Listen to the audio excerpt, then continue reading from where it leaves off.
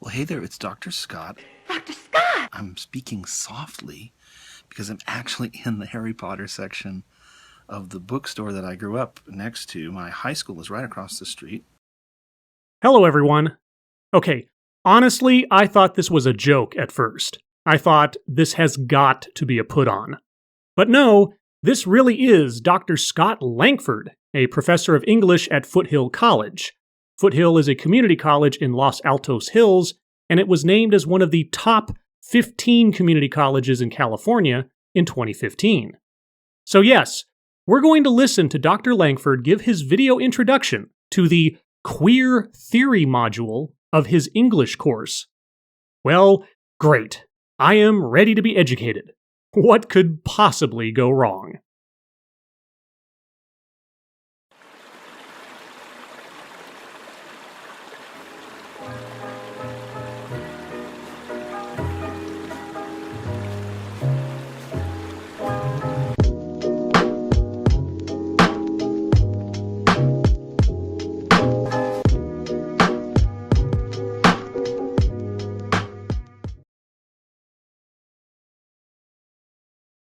This is the Tattered Cover Bookstore. It's one of the largest bookstores in the United States, so it got really big.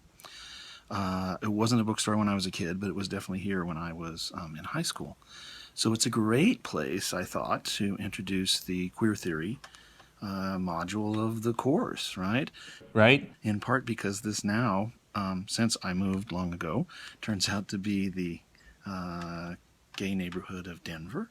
It's called Capitol Hill, and so it's kind of like San Francisco's version of the Castro, or Denver's version of the Castro.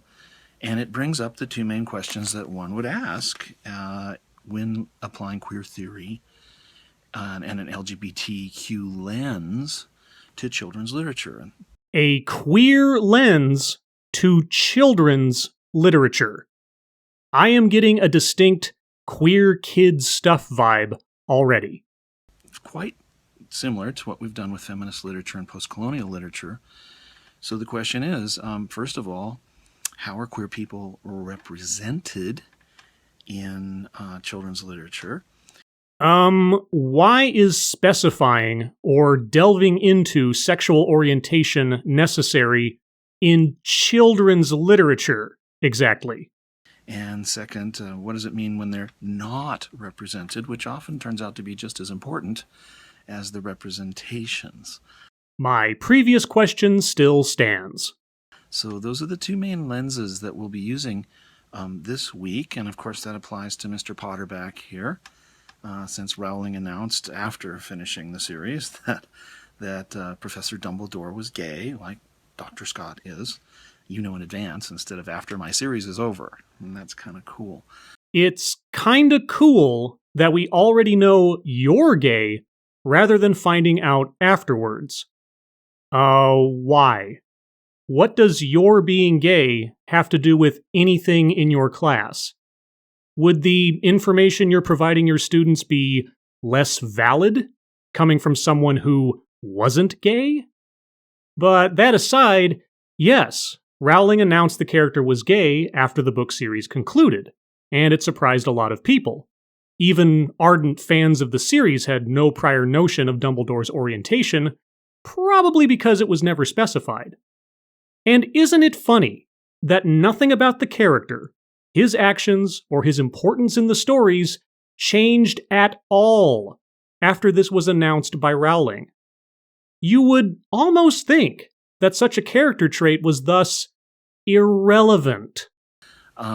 Other things that I think might be helpful in terms of introducing this topic. First of all, you're welcome to kind of go backwards at this point. We're getting to the end of the course, right? Right? So, have we already encountered some queer characters? I mean, I don't know. You don't know? Well, aren't you the English professor? Haven't you been teaching this course the entire time? What about the White Rabbit and Alice? What about the Red Queen? What about Alice? I don't know. The White Rabbit, the Red Queen, and Alice. You think that these characters might be queer?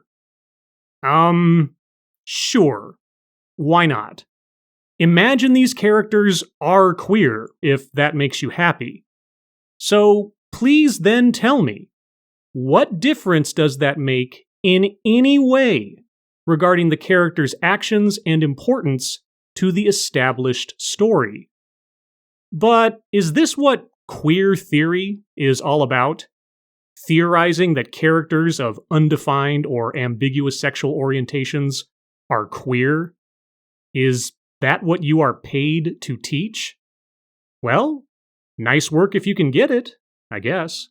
What about Long John Silver? I think some of you speculated a bit about that. Long John Silver, gay. I thought you were concerned with the representation of LGBTQ characters or the lack of representation. But instead, you are speculating on the undefined or ambiguous sexual orientations of characters from classic children's literature. Well, you know, I saw a cloud in the sky the other day. It kinda looked like a pirate ship. You know, I'll bet that Long John Silver was in there too, somewhere. Nobody mentioned Captain Hook, but the long curls and etc. The long curls, etc. This makes Captain Hook's sexual orientation suspect to you. Are you kidding me?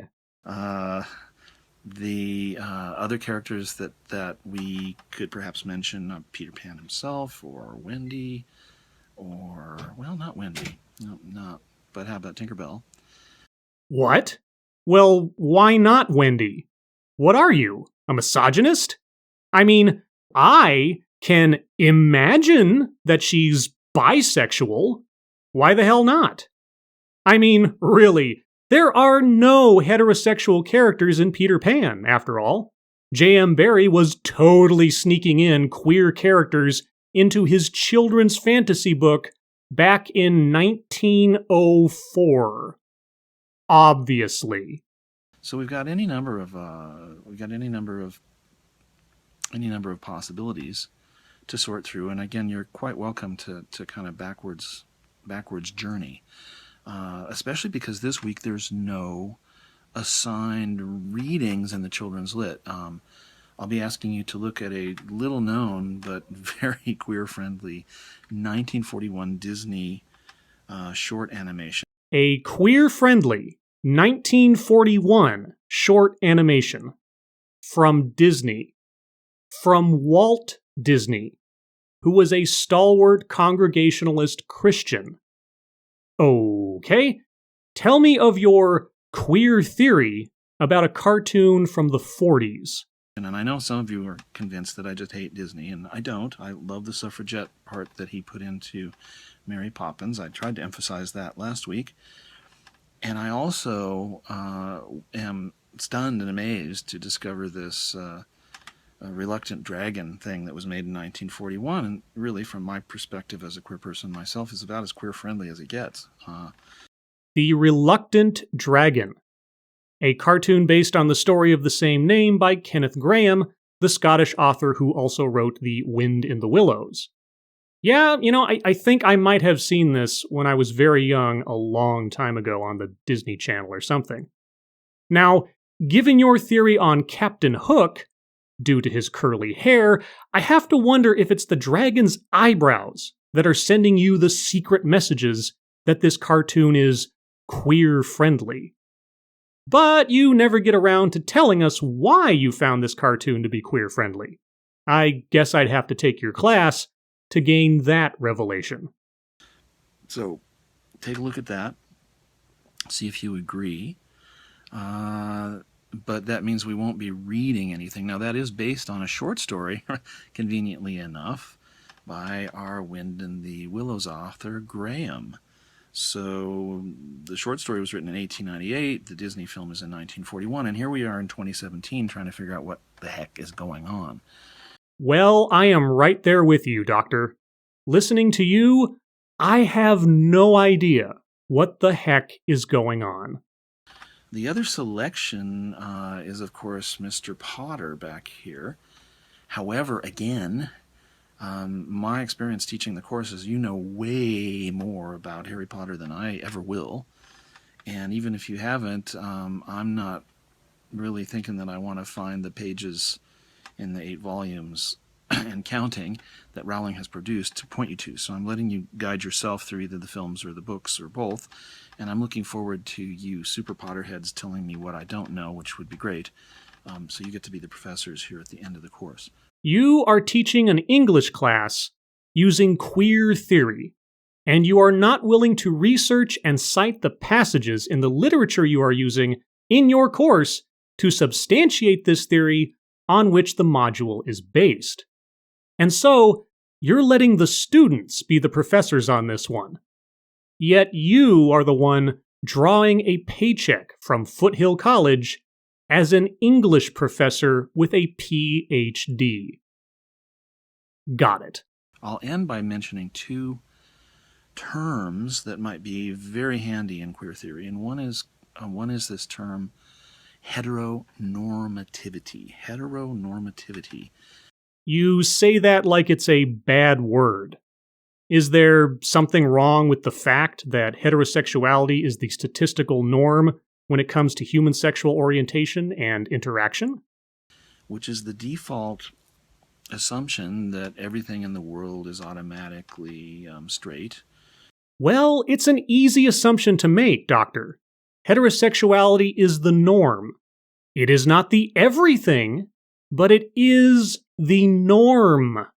And revolves around, male and female couples with 2.5 children living in the suburbs who are white, etc., etc.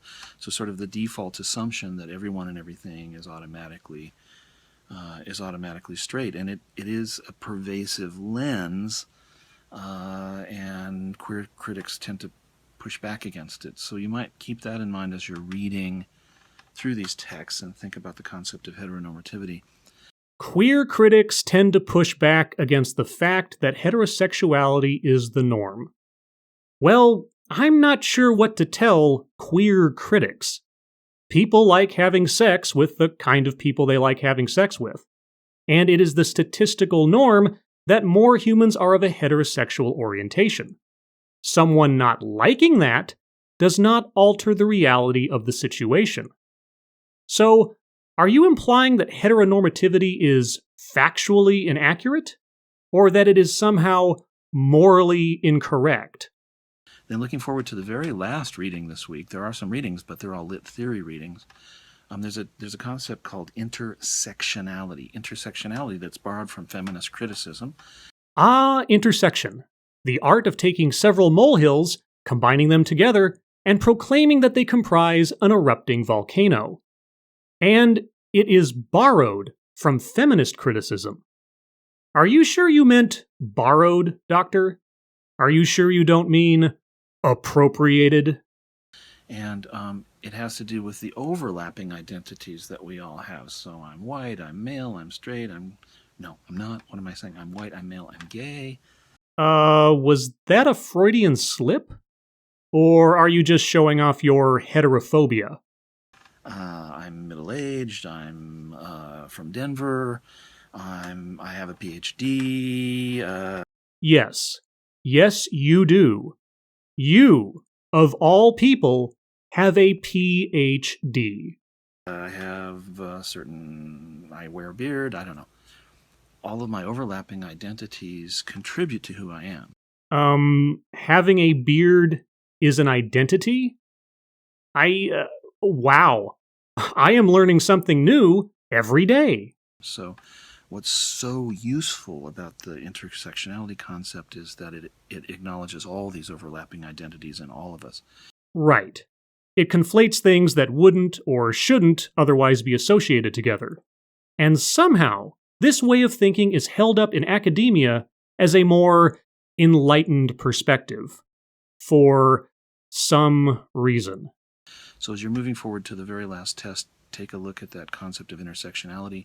I leave you with Audre Lorde's wonderful essay on being a lesbian parent, a black lesbian parent in the 1980s. A lesbian parent. Oh, I mean, a black lesbian parent. Well, okay. Lay it on me. her very famous essay, "There is no hierarchy of oppressions." There is no hierarchy of oppressions. Really? Well, you may then want to tell everyone in social justice that the progressive stack is hereby null and void. Because since a black, lesbian parent said it, that declaration supersedes all other statements on the matter. Of course, that would put being black and a lesbian in a higher place of authority than others. Oh man, this is confusing. I mean, this whole thing is confusing. I need something to take my mind off of all of this. I think I'll go watch The Hunt for Red October, and while I'm watching it, I will theorize that Jack Ryan is really, secretly, a furry with a hentai fetish. Imagining such things is an academic pursuit, after all, and it will so enhance the movie watching experience for me. Right? As always, thank you for watching.